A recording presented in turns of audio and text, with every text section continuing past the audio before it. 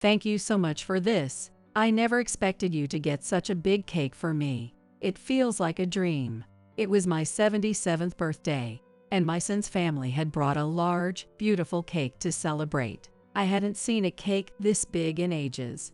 The sight of it filled me with a sweet nostalgia. I picked it out. "Grandma, doesn't it look delicious?" said Matthew, my grandchild, with a proud grin on his face.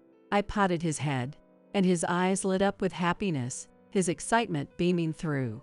It's been quite some time since my husband, Kent, passed away. He was my second husband, and Jason, his son, has now grown to be 46. Even though we aren't related by blood, I am deeply grateful that they bring Matthew to visit me. With a smile on his face, Jason handed me a small gift bag, saying it was a present. As I took the small bag, Matthew eagerly chimed in, "It's a present, Grandma." I picked it out. Matthew, who was soon to be in middle school, pounded the table with a youthful grin that seemed younger than his age. I smiled at his excitement and began to open the gift. The moment I peeked inside the bag, I was stunned. Inside was a photo taken of Jason's family and me, from a Christmas when the four of us gathered together. It was beautifully framed, with Matthew's innocent smile at the center. I couldn't help but let tears fall. The gift was a sign of how much they cared for me, and my heart warmed. We may not be connected by blood, but we are still family, my precious family. The bag seemed to contain more than just the photo.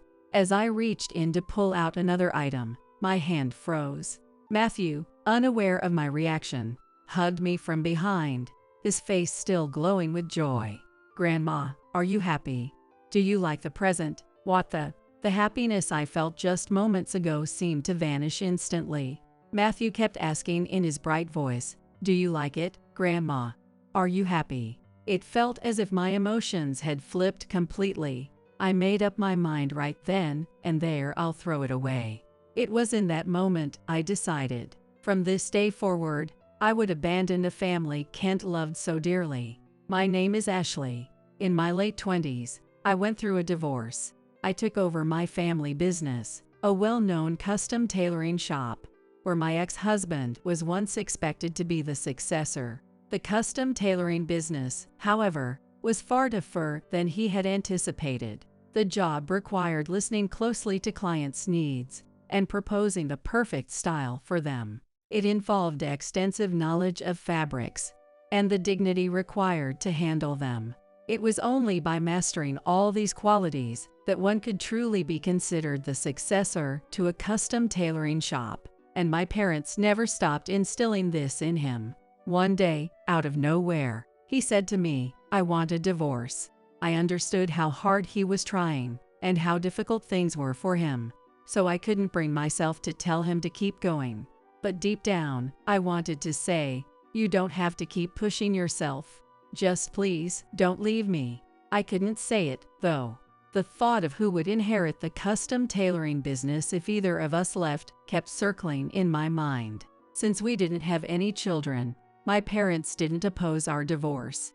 After my parents' health declined, I fully took over the family business. Throughout my 30s and 40s, I poured all my time into running the custom tailoring shop. In the end, the business became even more successful locally. The issue of succession was always at the back of my mind, but with several employees and so much to manage, my work was never done. When I was in my mid-50s, I met a man my age while taking my regular walks in the park. He always wore collared shirts and neatly pressed trousers. Even early in the morning, his hair was perfectly combed, and he spoke with a dignified tone. Perhaps I was already drawn to him from the very beginning. "Good morning.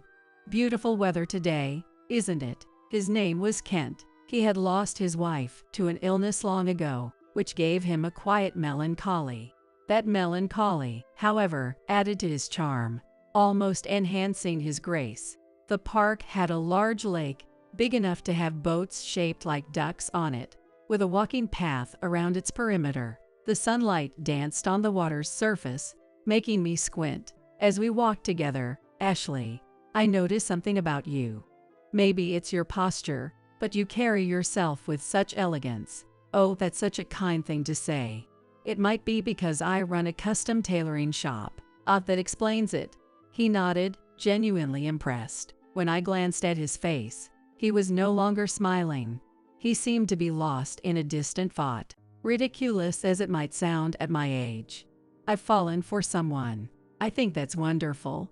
Love doesn't have an age limit, but if that person knew how I felt, I'm afraid it might ruin what we have now. I couldn't help but chuckle a little. Kent, slightly embarrassed, confessed that ever since his wife passed away, he rarely had a chance to talk to women. I looked at him more closely. If he wasn't popular with women before, it was probably because of the wedding ring he still wore on his finger. I thought about pointing it out to him, but I decided against it. Instead, I chose to embrace everything about him, his present self, and the memories of his past. Even I could tell that I was falling for him, so much so that I was almost blinded by my own feelings. 2 years after we met, we got married. There were some hesitations about marrying at our age, but we agreed to do it to make the most of our remaining years. Living in the same city as us were Kent's son, Jason, and his wife, Megan. I thought of Jason and Megan as my own children, and from time to time, we all gathered together for meals and family time. Though Jason was already an adult and married, I loved him like he was my own son. I truly believed those happy times would go on forever. But 8 years into our marriage, Kent passed away. That day, Kent and I were on a trip, staying at a hotel with a view of the sea. We were basking in the calm waves and a breathtaking sunset, savoring the moment of bliss. But that night, Kent suddenly fell ill. He was rushed to the hospital, and they did everything they could, but his condition only worsened. A few days later, he quietly left this world. There were no last words, and I had time to prepare myself. I was left all alone. After the funeral, I decided to live a quiet life for a while. But it didn't take long for Jason and his wife's attitude toward me to change drastically. They started coming over more frequently than they ever had when Kent was alive. Jason's eyes seemed to scan the various decorations and surroundings of the house with interest. Our home, built on wealth accumulated from the custom tailoring business, was a grand estate set on an expansive plot of land, almost like a piece of art. Even now, the garden was maintained by a professional gardener, and the spacious house was regularly cleaned by hired staff. Wow, this garden is as amazing as ever. Seriously, it's so beautiful every time we see it. The garden was always vibrant with the colors of seasonal trees and flowers, almost as if nature itself had come together to create a breathtaking view. Almost as if nature itself had come together to create a breathtaking view. Walking inside the house, one would immediately notice the high ceilings and sturdy pillars. The spacious living room, with its magnificent fireplace, was adorned with luxurious sofas. Each room is furnished with wooden furniture, beautiful paintings, and handcrafted items, pieces whose origins I don't know much about. All of them were passed down from our ancestors. The house had been so meticulously maintained, largely thanks to Kent's precision and care. It might sound boastful coming from its owner, but this place was undeniably a mansion. For one person, it was far too big. Yet, the house was quite old, and signs of deterioration were apparent. I had a feeling that the time would come soon when simple renovations wouldn't be enough to keep up with its aging structure. Jason and Megan were seated comfortably on the living room's luxurious sofas. "I have a favor to ask." Jason started hesitantly. "What is it? You're so formal." Jason sat there, fumbling for words, and it almost felt like he was acting. But I pretended not to notice and waited for him to continue. "Now that Dad has passed, I'm wondering what our relationship is supposed to be. I mean, you're not really connected to me or Megan by blood. So, is it even okay for me to keep calling you Mom like before?" I lowered my gaze and gave a small smile. It's true that our relationship has become a bit ambiguous since Kent passed away.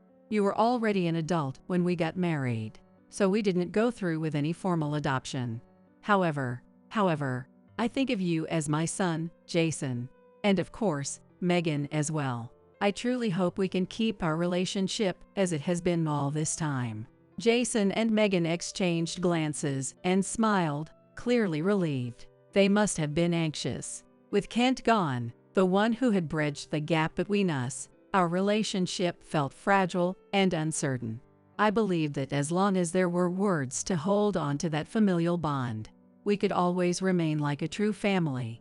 "I feel so relieved. I was worried you might suddenly cut ties with us," Jason said naturally. "By the way, do you think you could lend us some money?" Jason says it casually. When I ask him why, he explains that the company he was working for recently faced a downturn, and his bonus was reduced. Unhappy with the situation, he decided to quit his job until he found a new position. They were struggling to make ends meet, relying solely on Megan's part-time income. When Kent was alive, he never asked me for money. Kent probably kept him from doing so. While I knew in my heart that giving Jason money wasn't the right thing to do, I couldn't help but hand over a considerable sum from my wallet. Jason left, flicking through the bills with a grin on his face. I had never had the child I once wished for when I was young. That longing remained like a knot deep in my chest that never seemed to go away. If Jason leaned on me and treated me like a mother, then I wanted to think of him as my child. That's what I truly felt. But the requests for money from Jason and Megan became more frequent as time passed, to the point where I was practically supporting all of their living expenses. He would find a new job, only to quit soon after, and his periods of unemployment grew longer. Even without a steady income, he still asked for things, trips, cars, and always relied on me for money. I knew I should stop, but I kept giving them what they asked for. The thought of being left alone scared me too much. Eventually, Jason and Megan had a child, and Matthew was born. The day after Megan was discharged from the hospital, they brought baby Matthew to see me. Both of them gazed at the baby with pure joy. They said they had chosen the name Matthew together. When I complimented them on the name, saying how lovely it was, Megan smiled, and I felt a twinge of envy seeing that motherly expression on her face. I had reached this age without ever holding a child of my own. It felt so surreal. Growing up, I had always assumed everyone naturally became a mother, but I would never hold a child of my own to my chest. And as I watched Megan happily cradle Matthew, I felt a pang of envy and a slight ache in my heart. "Ashley, would you like to hold him?" "What?" I hesitated, taken aback, while Jason beamed beside her. He gently placed the still fragile Matthew in my arms, almost insistently. I could feel the soft warmth of the baby, the distinct scent of a newborn. It was so fragile yet beautiful. It felt almost frightening to touch. I loved Kent, and that's exactly why I couldn't let go of this family bond. The baby was sleeping peacefully, his expression serene. Hearing his faint breathing moved me deeply. Oh, how precious he is. I found myself smiling unconsciously. Even if they were taking advantage of me for money, that was okay.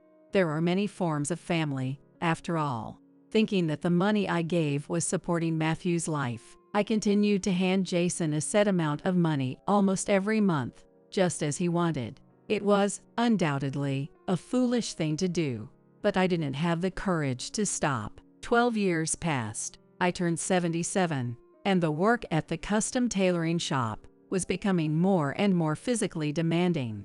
Still, because there was no successor, I continued to work on site, meeting with longtime customers. As the president of the shop, many people still came by just to see me. Whenever such important customers visited, I introduced them to younger staff.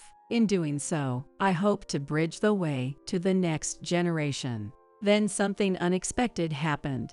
On the day of my 77th birthday, my son's family came to visit. That once little baby, Matthew, now had such a poised presence. When Matthew turned around, he beamed and ran up to me, greeting me politely. Jason and Megan followed, giving cheerful greetings and birthday wishes. They had brought a whole cake with the somewhat embarrassing message, "Happy birthday," written on it. "Mom, happy birthday, 77 years. Congratulations. We wish you many more years of good health." I was a bit surprised by Jason and Megan's celebration. In the past, they had rarely celebrated my birthday and often left soon after asking me for money. I had always thought that raising a child was probably hard work, that they likely didn't have time to come visit. It had been years since anyone had celebrated my birthday. The joy welled up, and I quickly wiped my eyes with my fingers to stop the tears from flowing. "Thank you so much. I never imagined you'd go to the trouble of getting such a big cake for me. We're glad you like it. Matthew picked it out at the bakery." "Really? Thank you, Matthew." When I patted Matthew's head, his face lit up with joy. Megan asked to borrow the kitchen to cut the cake, and headed there. In that moment, Jason's smile wavered into something more hidden and controlled. With that smile still on his face, he handed me a small gift bag. As I took the bag, Matthew, visibly excited, said, "It's a present, Grandma. I picked it out myself." Matthew, who would soon be in middle school, thumped the table with a youthful grin that seemed younger than his age. Smiling at how happy he seemed, I carefully opened the gift. The moment I peeked inside the bag, I was stunned. It was a photo, taken of Jason's family and me one Christmas when we were all together. The picture, beautifully framed, had Matthew's innocent smile at its center. Tears streamed down my face. The gift was a sign of how much they cherished me, and my heart felt warm. It's true that my relationship with Jason and Megan had been complicated. There were moments when their behavior suggested they might be targeting my assets, and I couldn't deny feeling a bit of suspicion and discomfort. But in the end, we are still family. My precious family. But the bag seemed to hold more than just the photo. I reached in and pulled out another gift, feeling its weight. I froze as I held it. Matthew, oblivious to my reaction, hugged me from behind, his face glowing with happiness. "Grandma, are you happy? Do you like the present?" "What the?" Jason's face twisted into a sly smile as he watched me, speechless. The happiness I'd felt just moments ago drained in an instant. Is this what it feels like when emotions flip so suddenly? I'll throw it away. It was at that moment that I made a clear decision. From this day forward, I would abandon the family that Kent had loved. The gift from Jason and Megan was a brochure for an assisted living facility. It was a high-end nursing home with 24-hour care and a view of the ocean. I was shocked by the brochure, but seeing the look on Matthew's pure face, I quietly came to terms with it. The clean, beautiful facility, with its view of the sea. Perhaps, in his own way, Matthew thought he had found me a new home. Maybe it was time. Perhaps they were genuinely worried about me, each in their own way. Yet Jason, with his bright and friendly smile, made another request. Since Matthew was almost in middle school, and I was getting older, he pleaded with me to hand over the house to him and Megan. "This house? Are you really planning to live in such an old, oversized house? It looks clean because I hire professionals to maintain it, but actually living here is a lot of work. We could just hire cleaners when we move in." Jason replied nonchalantly. "And where exactly would that money come from?" Jason, just like in the past, only ever called me Mom when asking for something, and now, he was sweet-talking me into giving up my assets. "I do plan to leave the house and my assets to you eventually. But it's not like I'm too frail to manage things myself right now. I'm just worried about you, Mom. If you lived in a facility with staff and caregivers, Megan and I would be more at ease. But, picture this, imagine yourself in a room with a view of the ocean, just relaxing.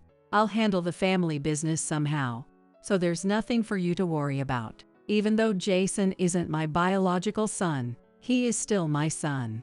But when it comes to running the custom tailoring shop, he hasn't gone through any kind of training or preparation, and frankly, I don't trust him with it. Our shop employs around 10 staff members, and for Jason to take on the role of president, he would need significant training.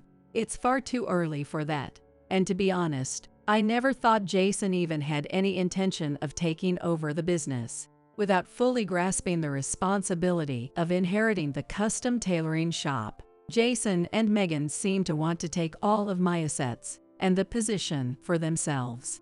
The realization hit me like a wave of shock. His smile was so similar to the one I loved on Kent's face. But behind those gentle eyes, I felt like I was seeing a different person entirely, and I couldn't help but look away. Despite not being related by blood, I had given my all to love them as Kent's family. Yet here Jason was, spreading out the brochures in front of me, trying to convince me that this facility was the perfect place for me. Was he really just trying to get rid of me? The thought weighed me down even more. I started losing even the strength to argue. Yes, it's certainly a beautiful view. I picked up the brochure and forced a smile. Yes, I'd been thinking for a while about stepping down as president and retiring. The only difference was whether I made the decision myself or had someone else push me to it. Maybe this isn't such a bad ending. I can't allow myself to think that he is abandoning me. I'm the one letting go. If I could discard all the ties that bound me and spend my remaining years quietly in a room with a view of the ocean, wouldn't that be a blessing? I closed my eyes. If I look at it from a different perspective, I'm very fortunate. I've lived a life of luxury and comfort, and to close the final chapter of my life in such a lovely place feels like a gift. Matthew chose it for me after all, right? I'll consider it, I said with a smile, gazing at the brochure once more. Something caught my eye, and I felt a hint of suspicion. I'm glad you're happy, Mom. I'll study up on the custom tailoring business so you can retire with peace of mind. I lifted my head and looked at Jason. He was happily munching on the sweets I had prepared. Don't think too hard about it, Mom. Just leave everything to me. It'll be fine. His carefree smile and those words caused something inside me to snap. I took a deep breath. I tried to suppress the anger bubbling up and told myself to stay calm. All right, I said. Hearing that, Jason put down the sweets and clapped his hands. The sooner, the better. Let's get the contract signed, and I'll prepare your will and any other paperwork. Shall I handle all that? I declined, keeping my smile, and told him that I would take care of all the arrangements and to come back in a month. The 1-month period I suggested was enough time to reflect on my life and reevaluate myself. I quietly clenched my fist, ready to start preparing for the day I would see Jason and Megan again. A month, got it.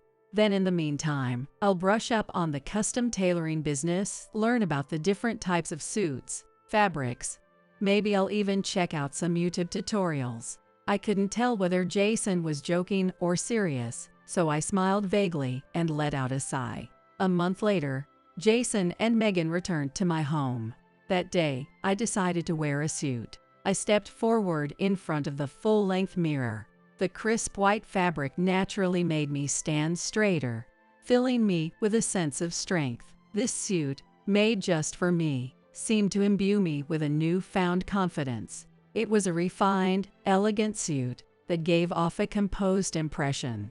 When I told my employees that I had an important matter to attend to, they had prepared it for me. Megan admired my suit and sincerely complimented how wonderful it looked, and I thanked her with a smile.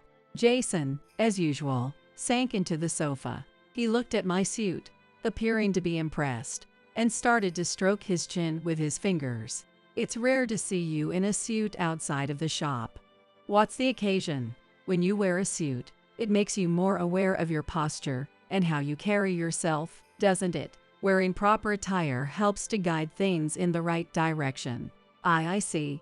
But don't you think living like that all the time is kind of suffocating? Jason pulled at the sleeve of his tracksuit and laughed, saying that comfort always wins in the end. I didn't think there was anything wrong with wearing a tracksuit, but as someone who ran a custom tailoring shop, I wanted him to understand that wearing a suit provides a unique experience, something you can't find anywhere else. It naturally instills a sense of grace and elegance, and I wished Jason could come to appreciate that feeling. If I take over the custom tailoring shop, I'm thinking of expanding our sales online or something. I mean, just selling in a store is so outdated nowadays.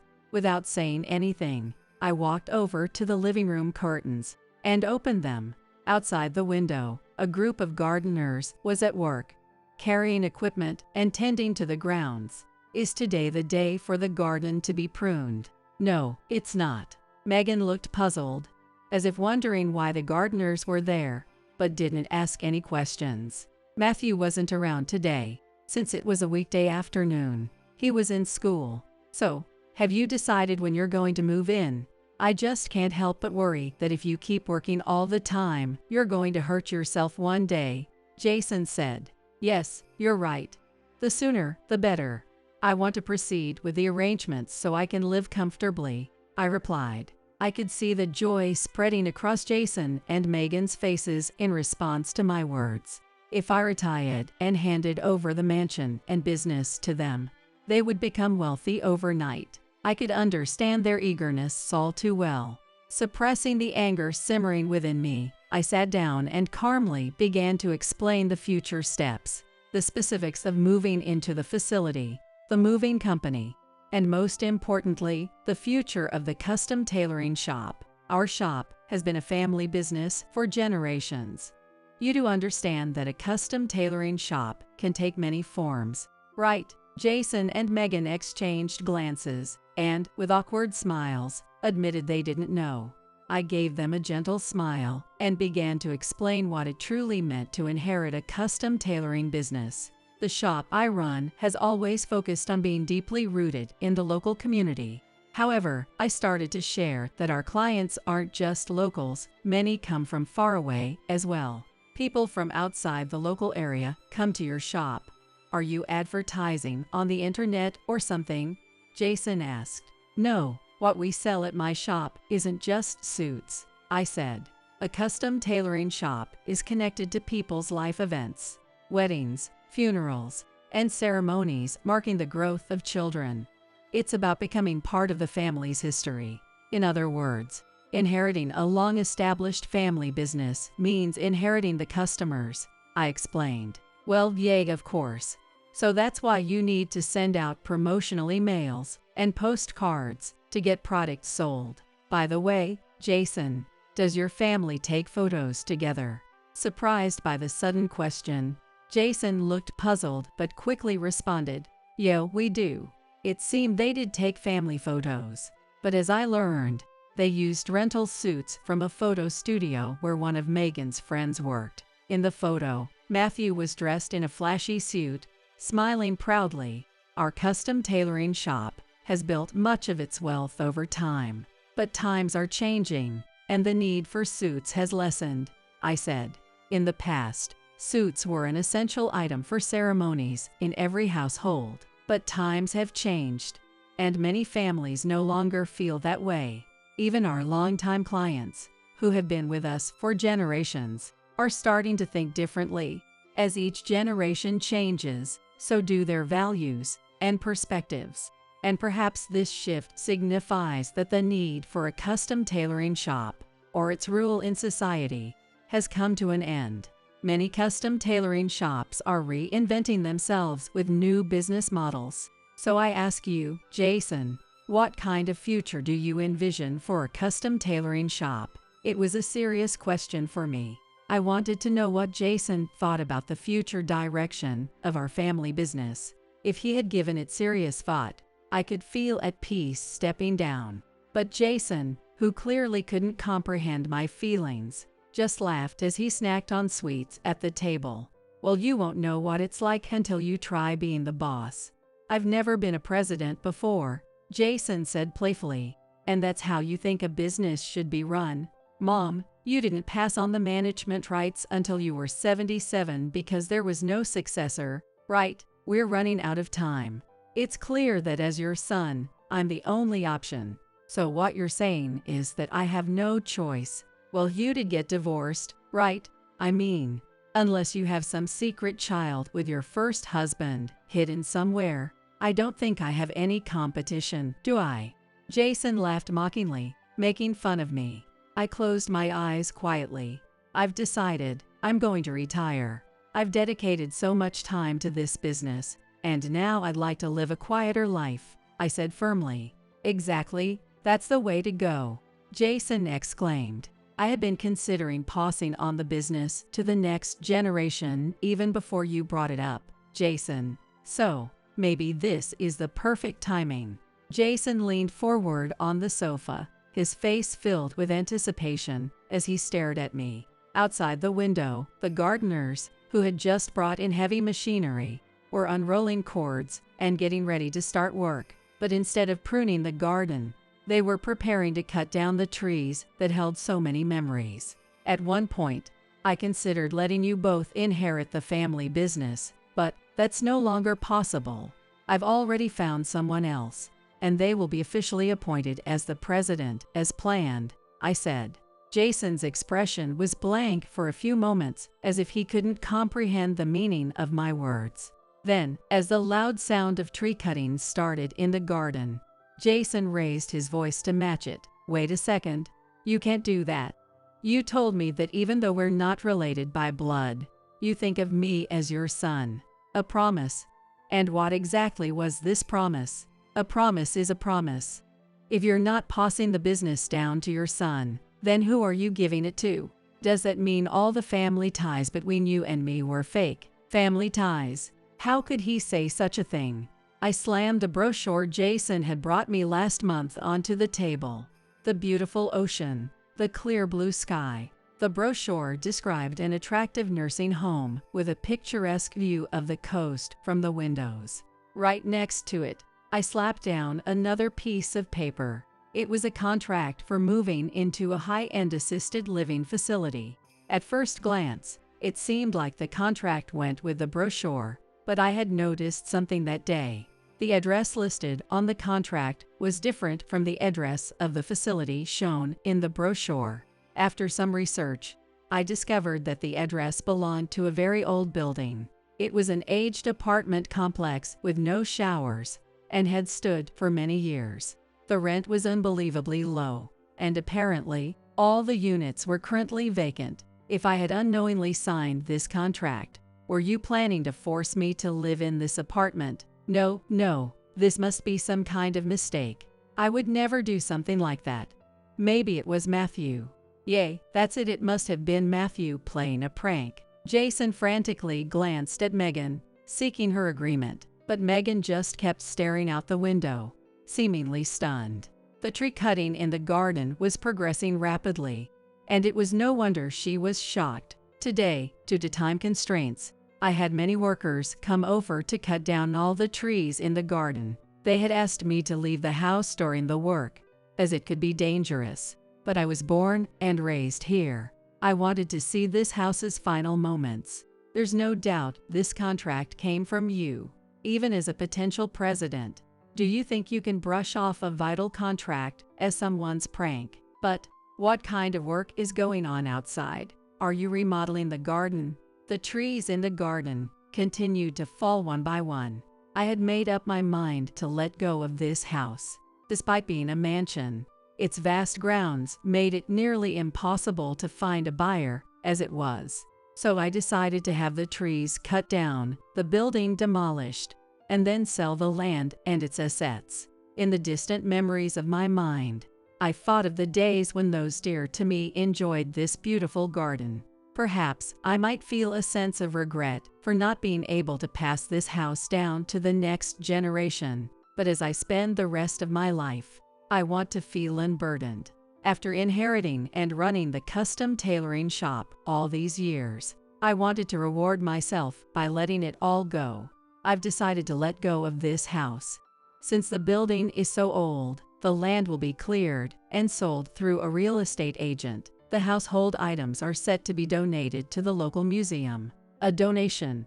But if you sold those, they'd be worth a lot of money. The proceeds from selling the property will be donated to welfare organizations, and I will be stepping down as president.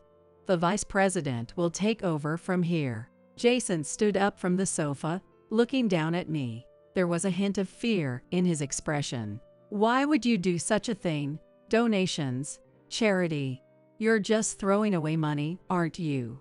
Abandoning a family struggling for money to donate to a random cause. That contract was intended to deceive me. I feel ashamed that I considered someone who would trick me as family.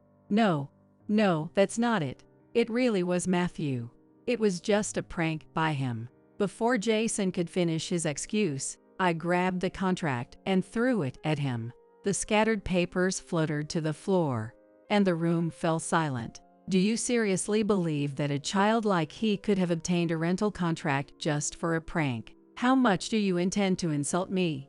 Jason fell silent, lowering his head in quiet resignation. Perhaps he'd lost the will to make any more excuses, as he just sat on the sofa, staring at the ceiling. However, I still care about Matthew. I just want him to be happy. Jason turned his gaze back to me, his eyes filled with a hint of expectation. I was starting to feel tired. I will pay for Matthew's upbringing until he reaches adulthood, so just let me know. I'll make sure he can attend high school and college if he chooses to. That was my greatest compromise. Although I said I was severing family ties, I couldn't help but worry about Matthew, whom I'd watched grow up over the years. If I suddenly stopped providing financial support after all this time, the one who would suffer the most from a lowered standard of living would be their child, Matthew. The thought of Matthew going hungry, or not being able to have proper clothes to wear, pained me. So I resolved to do at least the minimum I could for him. Wait a second. Is that it? Just child support? That's not enough to maintain the kind of life we've been living. That's normal. You need to work hard and make a living for yourselves. Please, Mom, wait. I'm begging you. Please reconsider. He pleaded desperately. Over and over, he shouted for me to reconsider. Megan, who had been standing frozen beside him, read the situation and dropped to her knees as well. But Megan stared at the floor, her eyes fixed on an uncertain point. I always felt there was something wrong with the way we were living. But since Jason never worked, and we needed money for living expenses, I just couldn't say anything. Megan, shut up and just beg her, Jason yelled. But she's offering to pay for Matthew's upbringing, isn't she? Isn't that enough? From now on, we can work hard ourselves. And how can you expect me to do something that troubles some? The money is there. Just take it. I don't understand why you'd throw it away. Jason shouted at Megan, his voice loud enough to compete with the noise from outside. Ever since Kent passed away, I had tried my best. I wanted to see Jason as a son. But in the end, we were strangers. I thought we had built a family bond over time, but it turned out I was the only one who believed that. And in the end, I was betrayed. We could never truly become a real family. I did want to live with you all, but I had to face reality. Why not? There's still time. We can still live together, Mom. I have no reason to be called Mom by you anymore. Outside, I could hear the sound of the gardeners felling the large trees. That sound never stopped. Leaving the two behind, I walked away from the scene. That was the last time I ever saw Jason and Megan. The house had grown quite old, and though it wasn't visible at first glance, a contractor had warned me that it might have been in danger of collapse. On the day the house was demolished with heavy machinery, I went to watch from a nearby spot. The roof was torn down, the outer walls crumbling. As soon as a hole began to form in the walls, it no longer felt like the home I had lived in for so many years. The site manager seemed to worry about me, perhaps because I was crying. Although it was my decision, I never thought demolishing the house I had lived in for so long would be this painful. But I felt no regret. I would never return to this place again. Afterward, I moved to the upscale nursing home with an ocean view, the one Matthew had chosen for me. I kept just enough money to live the rest of my life comfortably and freely, donating all the rest. I still meet Matthew in secret without Jason and Megan knowing. I've told him that if he ever needs help, he can rely on me. And if I'm no longer around, there's an appointed representative who can take care of anything he might need. I'm not sure if Matthew truly understands what representative means.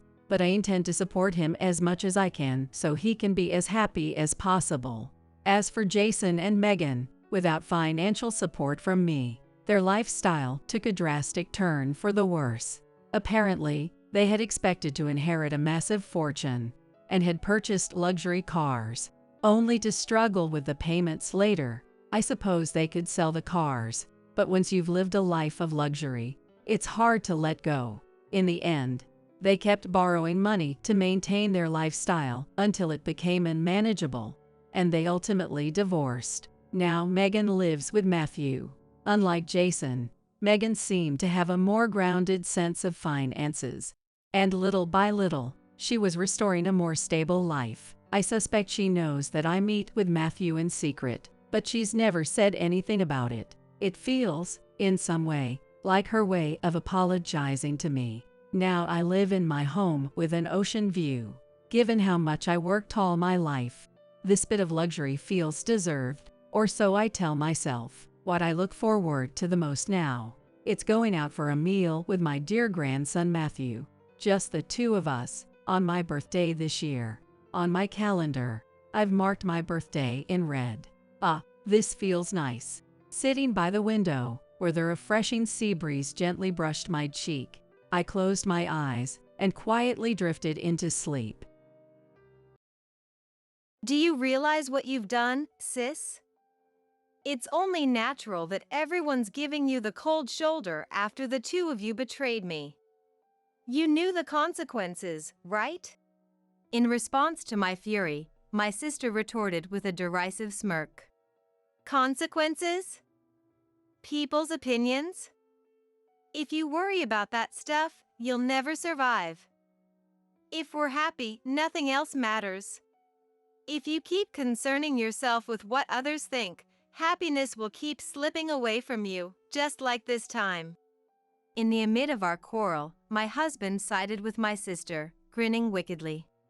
However, having executed a ruthless revenge plan against those two, I will share that story today. My name is Ava, a 28-year-old employee. And my husband, whom I married last year, is 2 years older than me. He's 30. Let me share a bit about my background. My parents divorced when I was young. My sister and I were taken in by our mother, who raised us single-handedly. Despite the divorce, we still meet with our dad once a month. I'm not sure how my mother felt, but I loved my dad very much. My mother was tough and always assertive. Always positive, she was like a ray of sunshine for us. However, she passed away due to illness when I was a sophomore in high school. My sister is 3 years older. She was extremely cute from childhood, with distinct facial features like a child actress. Even when we walked together as kids, my sister would often get comments from strangers, like, "You look like a doll." "Are you sisters? You don't look much alike." I was fed up hearing those insensitively blunt words that hurt me without them realizing it. Even as a kid, it hurt. Compared to my sister, I had a typical face like everybody else. Unlike my doll-like sister, I've never been called cute by a stranger. In our student days, my sister was always popular. Compared to her, I was treated like a nerd, unpopular girl. Despite that, I was proud of and loved my beautiful sister. I adored her, but there was one thing I didn't like. My sister always desired my belongings. She would casually take my clothes and things and take them to her room as if they were hers. But it didn't stop at material possessions. For some reason, she would exchange contact info with my friends, and if she just became friendly with them, it would have been fine. But she somehow managed to steal those friends away from me. In the end, she even took away all my old flames. I was slow to notice it, but once I did after the third boyfriend, I stopped introducing them to her. And I hid my relationship with my now husband until our marriage was decided. During our relationship, she would often say, "I know you have a boyfriend. You can't fool me. Introduce him to me. We're sisters, after all." But I told her, I've decided not to introduce my boyfriend to you anymore because you always take them from me. I'll introduce him to you when we've decided to get married." To this, she laughed off and said, "Oh, are you insecure? The one who gets their boyfriend stolen is at fault, you know. You get them taken away because you don't work on yourself. You reap what you sow. Don't blame everything on me." This attitude reaffirmed my decision never to introduce any boyfriend to her again. Happiness came out of the blue after dating him for a year and a half. He proposed in a chic restaurant, something straight out of my dreams. Of course, I was delighted and decided to get married. Once we've decided to get married, it's time for the families to meet. I also couldn't avoid introducing him to my sister anymore. The day I introduced him to my sister and my father. As expected, my sister showed up in a dress as if she were attending a wedding. My father also seemed a bit tense. "Dad, sis. I've decided to get married to him." As I introduced my fiancé, my sister's eyes sparkled as expected. "Wow, he's so handsome. What does he do for a living?" Her usual flirty tone. "His family runs a food-related business. Being an only child, he is the promised successor." Upon learning that, my sister got even more excited. "What do you like about my sister?" "I'm good at cooking, and ever since our mom passed away, I've been the one doing most of the household chores. Ava, she's not good at cleaning. I always have to clean up after her." "Oops. Did I say too much? Sorry." This was also within expectations. Every time I introduce my boyfriend, she can't stop making comments that lower my rating. I don't particularly hate cleaning. But due to my busy job, I made it a habit to do a thorough cleaning every weekend. As I wondered how he would respond, he said, "I'm surprised that Ava's sister is beautiful this much. I thought you were an actress. You're good at housework, right? It might be nice to live together, the three of us," he said, playfully with a gleam in his eyes. Perhaps it made her feel good, but my sister also said, "Since we're going to be family, it might be better to exchange contact information. Here's my ID, please get in touch." And she handed him a handmade business card, despite her being a part-timer who doesn't even work properly. Pathetic. I felt my mood drop a bit at this point. I wanted to argue back. About housework is entirely different. My sister is extremely OCD. Since she has a lot of free time, she cleans obsessively, several times a day. Even though she doesn't have money, she insists on cooking without additives because of her big ego. The food she makes is mostly steamed vegetables under the title of taste of ingredients. Well, it might be good for the health, but whether it can be called cooking when it's just microwaving is questionable. Ever since I started working, I've been cooking my own meals. My father told my sister, who was eagerly getting involved, "Don't always take your sister's stuff, go find your own. It's unseemly to reach out for others' stuff. You're not that young anymore, get married while there's someone willing to take you," he said half-jokingly. My sister, her face red with anger, snapped, "I don't want to hear that from a divorced man. I feel sick. I'm leaving," and stormed out. My father said, "Don't worry about your sister. I'll take care of it. Please make her happy. I've put a lot of burden on my daughter. Please take good care of her." And he pleaded with him. He also said, "Leave it to me. I will make her happy. And please continue to support us." And time flowed happily as if the earlier incident had never happened. After that, I greeted his parents. "Nice to meet you. We've recently gotten engaged.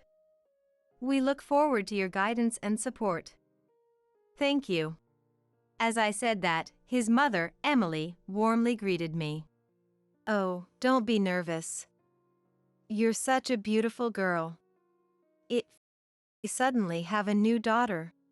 His father, Robert, also added, "We're a small business, but we're hoping you might consider working with us.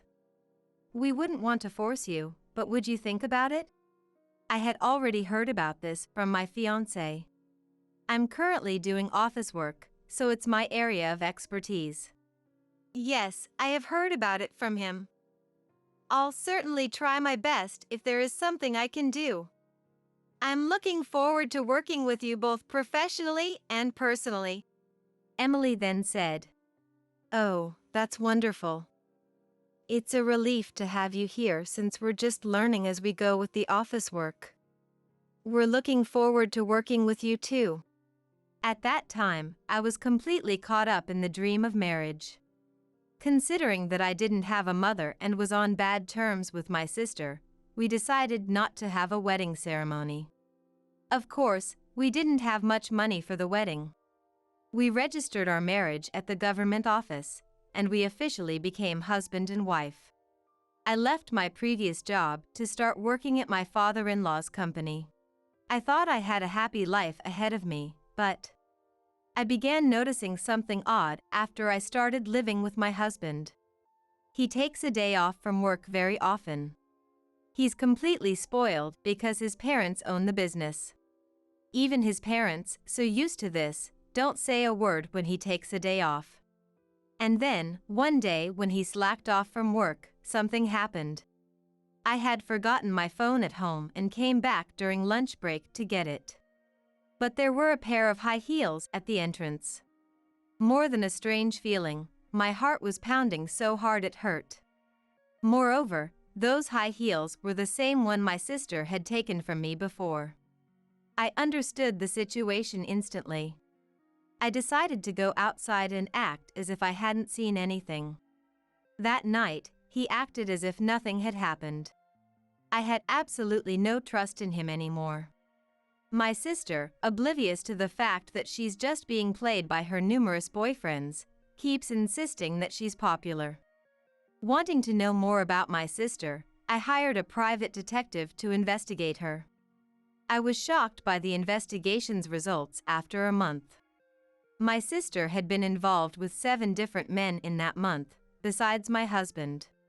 Moreover, all of them were married. My sister had never held a full-time job. Whenever she did work, it was part-time, and she couldn't stick with it because she has a big ego. If she's scolded, she doesn't go to work anymore. When she was younger, she used to have a bunch of sugar daddies. She looked down on me, working and earning my own money, and said confidently, "If a woman is cute, she can get by in life." Perhaps she began to feel the limits of relying on sugar daddies as she got older. Still, my sister, unable to be independent, was hooked on easy dating apps in hopes of marrying into money. And she would catch rich men and get involved with them. However, all those men were already married. My sister was just their plaything. My sister, probably so blinded by her popularity, didn't realize the extent of her actions. In the end, she was involved in extramarital affairs with 8 men, including my husband. It was disgusting to even breathe the same air as such a husband. So, I brought up the topic of divorce. My husband retorted, "Huh? You want a divorce? Well, if that's what you want, fine. I'll give you a divorce. But remember, you're the one who started this, so no alimony." Just as I expected, he readily agreed. I confronted him. "You were having an affair with my sister, weren't you? I know everything. How can you cheat on your wife with her sister?" Upon hearing this, my husband responded, "Oh, that makes things easier. I'll divorce you and remarry your sister. Even her parents know. It'll be quicker to have her over and be a witness to our divorce papers." He then called for my sister. She arrived in a matter of minutes. Seeing my sister only fueled my anger, I asked her, "Do you realize what you've done? It's only natural for others to look at you coldly because you both betrayed me. Are you prepared for the consequences?" In response, my sister just belittled me. Consequences? Public opinions? If we cared about such things, we couldn't live. If we're happy, it doesn't matter what others think. If you keep worrying about how others see you, happiness will slip away, just like this time. I'll also cut ties with you. I've taken the position of the company president's wife. In a sense, I was relieved. The sister I loved so much in my childhood is no longer there. If I can cutting ties with her, I'll gladly do it. The divorce was finalized without a hitch. I told them, "I don't want alimony.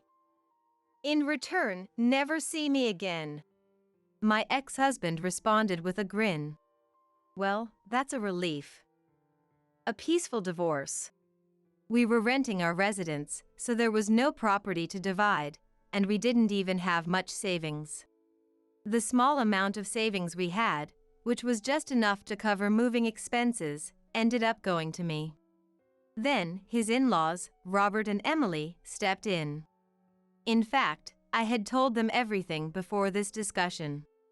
Emily, though surprised, said, "I love you so much, and I want you to be happy. Are you thinking of quitting the company? If it's hard for you, I understand, but I will support you in any way I can. Please think about it." Robert then added, "Our son is useless. Your work is essential for our company." As it turned out, his restless in-laws arrived a little earlier than the designated time. Robert told my ex-husband, "I've had enough of you. You don't work properly. To top it off, you take leave to have affairs. Pathetic." My ex-husband retorted, "Even if you say that, I'm the only child and the next president. By my time, everything will be AI, so learning now is pointless." Emily also scolded him. "You don't work but talk big. You don't need to show your face for a while. Reflect on your actions and then come back."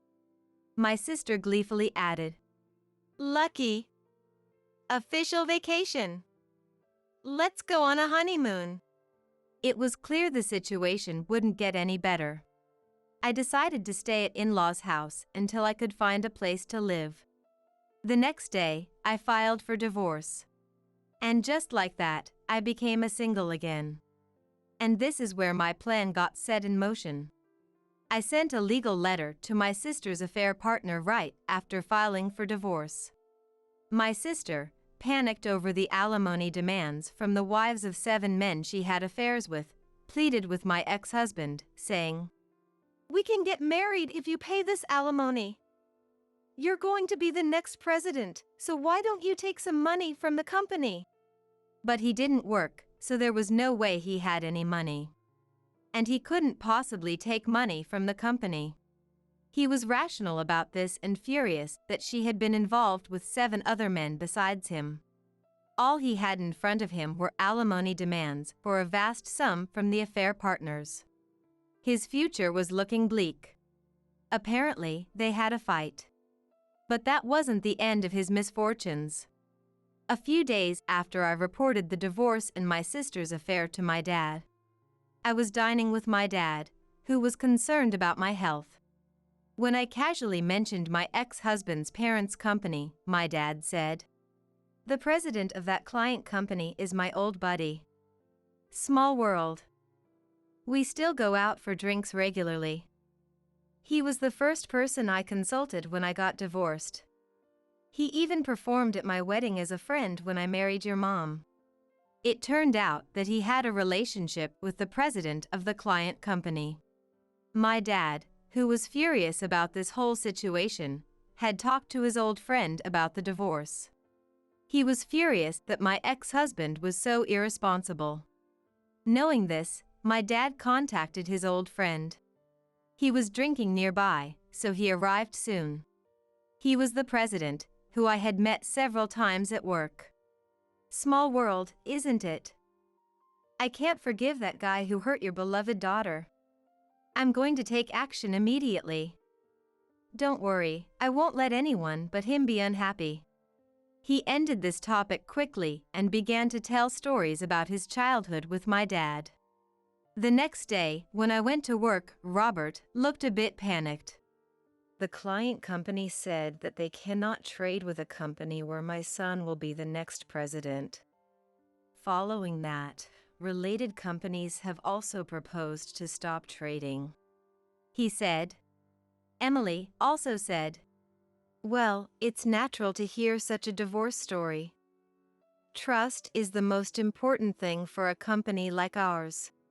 When I tried to contact the client company, Emily said, it's okay.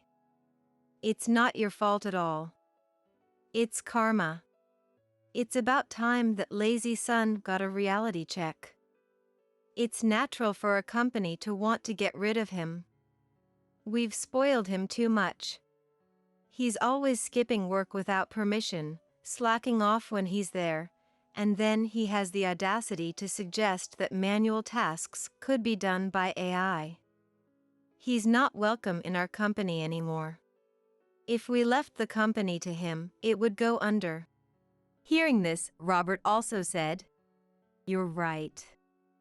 The company would just go under if he took over. I have a proposal. It's a bit sooner than planned, but Emily, can we tell her about that thing? When he asked Emily, she said, this is the perfect timing. Go ahead, darling. Then Robert said, this is something we've discussed before the divorce, but my foolish son is good for nothing. He's a burden to the company. Therefore, I'd like you to learn various aspects of the job over the years as a potential future president. This is not about blood relations, but a proposal to protect our precious company. I hope you will accept it. I was taken aback. I didn't have confidence in myself, but I dearly love them, Robert and Emily. I want to help them. Without hesitation, I answered, I will do everything I can. I want to be of help to you, Robert and Emily. Please allow me to continue working in this company. I wish to be able to protect this company over the years. I'm at your service. The two of them were overjoyed. Even though our form as a family has ended, I am happy to have a deep relationship with them. Upon our decision, Robert called in my ex-husband. Feeling the unusual atmosphere, my ex-husband appeared promptly. I explained the circumstances. My ex-husband, who had been smugly assuming he'd be the next president. When he found out that I had inherited the position of the next president, he started yelling at me. Playing the victim, huh? A plain Jane like you needs to have a decent personality to survive. Trying to usurp my company. I've got no intention of stepping down, he said. Before I could retort, his father, Robert, cut in. What kind of language is that for a future president? You're nothing more than a ghost employee who barely works. We no longer need such an employee in our company. You're fired. What's that all about? I'd pass on this sinking ship of a company that's on the verge of going under. I'm quitting. Give me a severance pay of $100,000. He was talking nonsense. It felt like talking to an out-of-touch child. His mother, Emily, was laughing. There's no way we have severance pay to give to you. If you say so, we'll have you compensate for all the losses the company has incurred due to your mistakes. You can't do that, can you? If so, you should quietly step back. He puffed up with an annoyed look on his face and blurted out. Geez, leave me alone. I ain't dealing with you folks no more. Don't come crying to me in your old age, 'cause I'll kick you to the curb. It was hard to believe that he would say something like this to his parents. Robert chuckled. Ha! No matter how hard times get, I ain't gonna come crying to you. Sorry, but this here company is doing way better than you think. Ain't never crossed my mind to rely on you for my retirement. And with that, my ex-husband said, "We're done here," and stormed out. We all looked at each other and couldn't stop laughing. Emily chimed in. Good riddance. Knowing him, he'll be back crying in no time. But I ain't lifting a finger to help him, no siree. It ain't doing him any good. Robert added. That's right. Well, gotta thank him for finding us a darn good successor to take over the business, at least. My ex-husband said it's a peaceful divorce, and I reckon he's right. Later, I heard through the grapevine that he broke up with my sister. They must have come to their senses after seeing that big alimony. I once spotted him working as a cashier at the nearby gas station. I was relieved to see him working hard, but that was the only time I saw him there. He probably couldn't stick with it and quit. As for me, I'm working my tail off in sales alongside the president. I absolutely adore Robert and Emily, who treat me like their own daughter.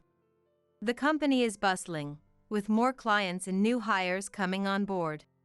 I'm having a ball at work, can't help it. My love life is in the pits, but my social life is through the roof. A fantastic family in Emily and Robert, and a job I love. Life's just peachy right now. No more ties with my good-for-nothing sister, so no troubles whatsoever. I'm grateful for the connection my ex-husband gave me.